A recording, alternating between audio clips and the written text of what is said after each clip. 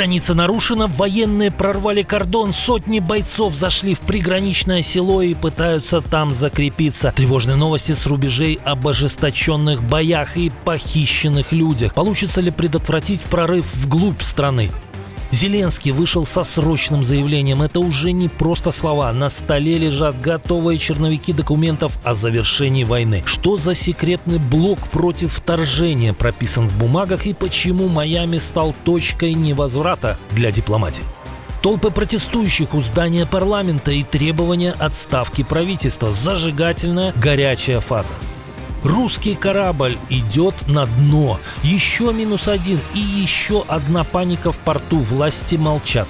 Назад в будущее. Правительство РФ официально возрождает забытые технологии прошлого. Воздушные гиганты времен СССР. Над этими планами смеются даже авиаконструкторы и Украина. Ведь там скоро появится уникальная система ПВО, которой нет даже у разработчиков. Об этих и других главных событиях к утру среды 24 декабря. И многое другое. Самые важные и срочные новости, эксклюзивные подробности. Вы смотрите информационный выпуск «Нехта». Оперативно о событиях в Украине, России, Беларуси и мире. Раньше и понятнее других. Все, что нужно знать сегодня. Это уже не просто разговоры, а черновики конца войны. Владимир Зеленский подтвердил, после переговоров в Майами подготовлены проекты документов по гарантиям безопасности, восстановлению страны и рамкам завершения войны. Киев зафиксировал ключевое: дипломатия работает только если продолжать давить на Россию и реально поддерживать Украину. В черновиках юридически обязывающие гарантии, но не как Будапештский меморандум. Армия в 800 тысяч как базовая защита и целый блок против третьего вторжения. Около 90% требований Киева учтены, уверяет Зеленский. Переговоры заканчиваются. А вот зам Лаврова проговорился, что в отношениях с Вашингтоном у Москвы все не так гладко. Белый дом поставил на паузу в диалоге с Кремлем. США и Россия снова разошлись без результата. Очередной раунд переговоров по нормализации отношений ни к чему не привел. И новые встречи отложены как минимум до весны. Об этом заявил заместитель министра иностранных дел России Сергей Рябков. Главные вопросы по-прежнему подвешены. Я думаю, понадобятся дополнительные усилия. Не исключаю, что и импульсы на политическом уровне, чтобы двигаться дальше. Речь идет о консультациях по работе посольств, дипсобственности, авиасообщению и вообще о перезагрузке отношений, параллельно с попытками договориться о завершении войны против Украины. Но здесь тупик. Тревожные новости с фронта. Около 100 российских солдат зашли в пограничное село Гробовское в Сумской области и пытаются там закрепиться. Украинские силы сейчас пытаются выбить их с позиций. Бои продолжаются прямо в населенном пункте.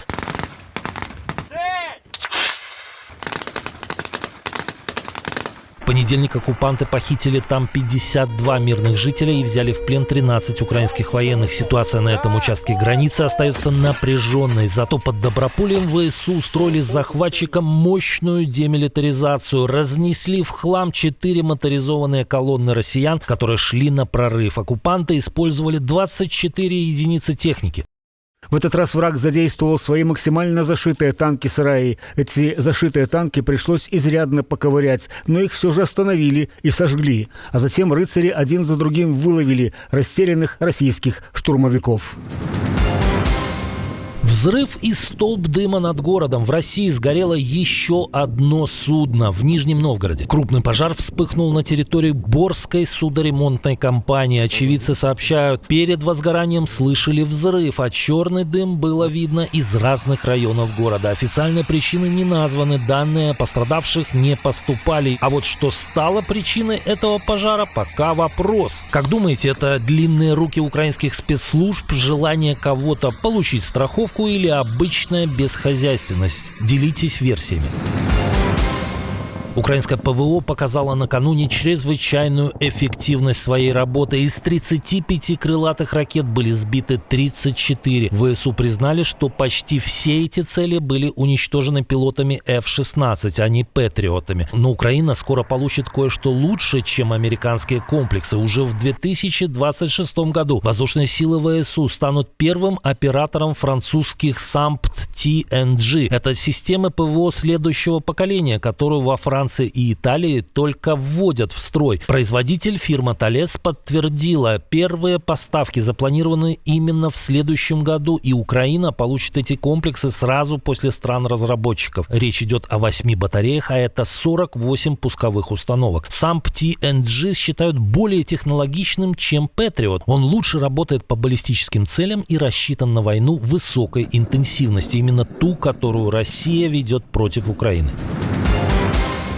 Ультраправую альтернативу для Германии все громче обвиняют в работе на интересы Кремля. И речь уже не о антиевропейской и антиукраинской политической риторике. Повод – лавина депутатских запросов, связанных с безопасностью и поставками оружия Украине. По данным Политика, с начала работы нового Бундестага альтернатива подала более 60% всех подобных запросов. 636 из 1052. Немецкие спецслужбы и политики опасаются, Москва может собирать чувствительную информацию по кусочкам. Отдельные ответы не секретны, но в совокупности дают картину маршрутов военных поставок, уязвимости инфраструктуры и возможностей ПВО. Министр внутренних дел Тюрингии Георг Майер прямо заявил о признаках шпионажа. В самой партии все отрицают и называют обвинения клеветой. Хотя связи альтернативы для Германии с Москвой известны давно, а поддержка Путина среди ее сторонников в разы выше, чем в среднем по Германии.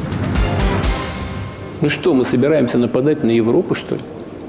Ну что это за чушь? В Европе не очень верят в обещание Москвы не нападать. Норвегия готовится к худшему сценарию и уже начала разрабатывать план эвакуации гражданского населения на случай войны с Россией. Об этом прямо заявляют власти. Речь идет о районах рядом с границей РФ и местах размещения военных объектов. План готовит Управление гражданской защиты вместе с армией и полицией. Основа – опыт Украины. В Осло исходят из того, что Россия бьет не только по военным, но и по гражданским объектам, в том числе по энергосистеме. Поэтому список возможных целей расширяют заранее. Контекст понятен. В 2025 году Россия уже трижды нарушала норвежское воздушное пространство, а напряженность в Арктике растет.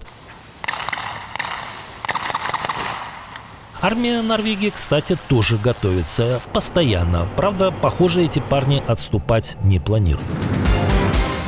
Российское правительство решило возродить отечественное воздухоплавание. Речь на этот раз идет не об очередных обещаниях построить сотни импортозамещенных самолетов, которые каждый раз проваливаются. В Совмине решили поставить иные цели, всерьез вернуть пассажирские и грузовые дирижабли. Это прописано в утвержденной концепции научно-технологического развития транспорта. Дирижабли названы перспективной технологией для труднодоступных регионов, где нет дорог и инфраструктуры. Речь идет именно о регулярных перевозках и людей, и грузов. Ирония в том, что даже в СССР от дирижаблестроения официально отказались еще в 1964 году, признав его нецелесообразным после серии катастроф и хронической убыточности. Но на дирижаблях фантазия не заканчивается. В список транспорта будущего также попали экранопланы, конвертопланы, вертикально взлетающие самолеты и даже гражданский сверхзвук. Вице-премьер Савельев снова вспомнил Ту-144, самолет, который закрыли из-за аварий и нерентабельности также в Советском Союзе. Обещают и магнитную левитацию, и водородные двигатели, и новые рельсовые системы. И все это, конечно, не завтра, а до 2035 года. Может, надеются, что к тому времени, как в той сказке, сдохнет либо Ишак, либо падишах. Как думаете? В Закарпатье нашли максимально креативный способ экспорта через старую газовую трубу, по которой раньше шел газ в Венгрию. Начали переправлять уклонистов в ЕС. СБУ заявляет, 62-летний водитель из Львова возил мужчин к входу, а на венгерской стороне их встречал сообщник. Цена маршрута $8 тысяч с человека. Бизнес оказался недолгим. Вместо прибыли – обыски, задержания и уголовные дела. Толпы протестующих у здания парламента и требования отставки правительства. Страсти накалились настолько, что в ход пошли коктейли Молотова. В столице Албании акции противников премьера перешли в новую фазу – зажигательную. Тысячи оппонентов премьера Эди Рамы требуют его отставки на фоне коррупционного скандала вокруг зампреда правительства Белинды Балуку.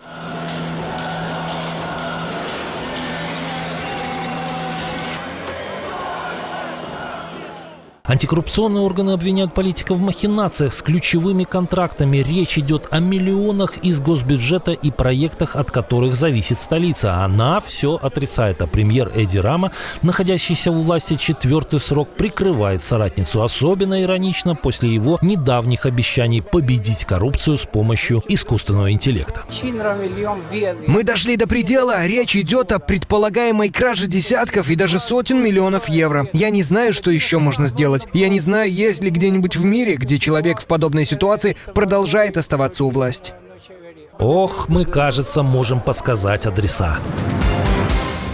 Море, солнце и очень неприятные зубы. Российский турист снова стал жертвой морского хищника. И где? В суперпопулярной египетской Хургаде. На этот раз отдыхающего укусила не акула, а мурена.